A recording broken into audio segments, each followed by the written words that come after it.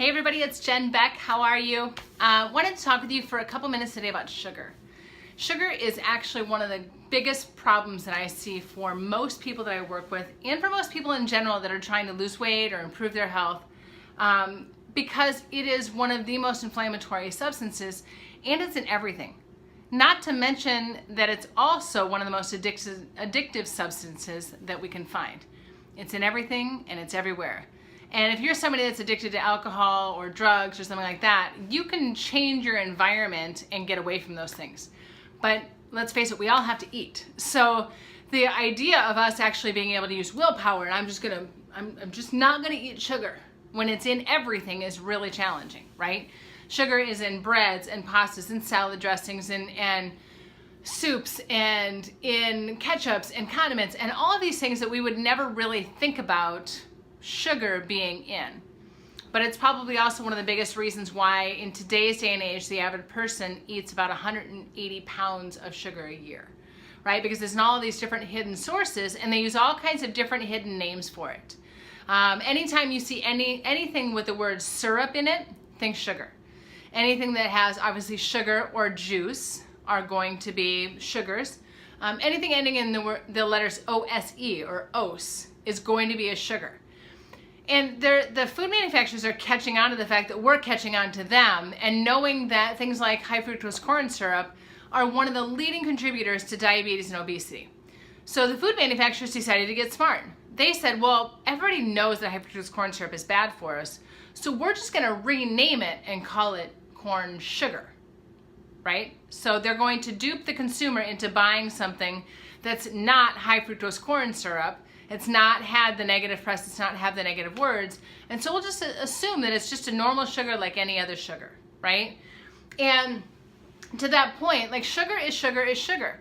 There is no such thing as a good sugar and a bad sugar when you're trying to lose weight or deal with inflammation. Are there some sugars that have nutrients in them as well as a sugar? Yes, like honey and maple syrup. They have some benefits to them when it comes to nutrients and antioxidants. But they will still impact your insulin levels. They will still impact your inability to release weight or store or your propensity to store extra weight.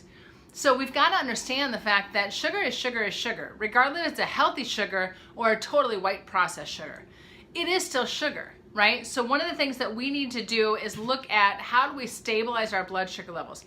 How do we keep as much sugar out of our diet as possible so that we can be able to thrive and not just survive, right? Because sugar is something our body will crave or demand when we go into survival mode.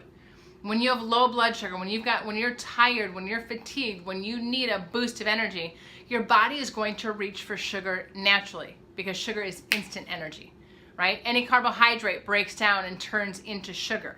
That's why it's called a carbohydrate, right? So whether it's fruit or vegetables or alcohol or sugar itself or grains, those are all versions of foods that break down and turn into sugar. You may or may not know that excess protein also converts into sugar.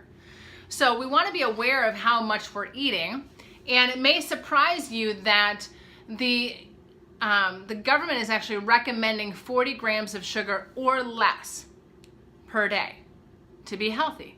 Right? 40 grams or less is what the Dietetics Association and the USDA have come out and said we need less than 40 grams a day. The average person, though, eats a half a pound of sugar a day, right? So we've got some serious work to do when it comes to looking at how much sugar we're taking in.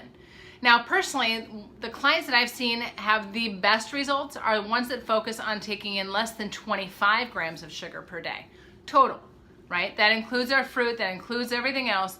So 25 grams of sugar or less per day, regardless of the form. Now, vegetables don't necessarily count in that because the glycemic index on them is so low.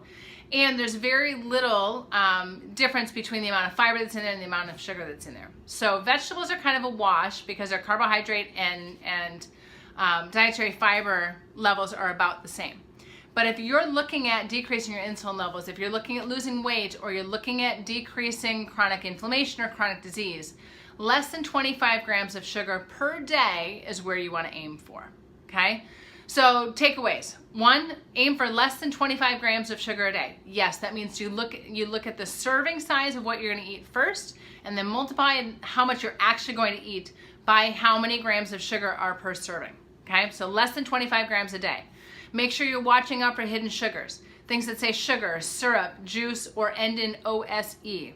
Those are going to be in the ingredients, right? Look at the nutrition deck. See how much sugar is actually in there in the food that you're going to eat.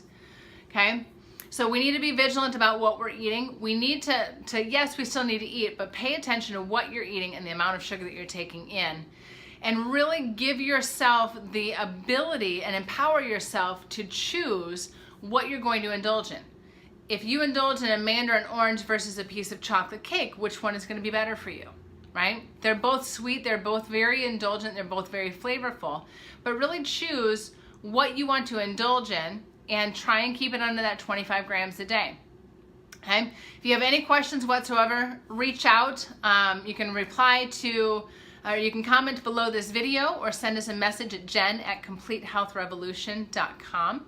But if you or somebody you know is looking to cut out sugar, aim for that 25 grams or less per day. Share this with somebody you care about. Share this with somebody that is also trying to improve their health and help them to make sugar a minimal ingredient in their diet versus a staple. Thanks for tuning in. We'll talk to you soon.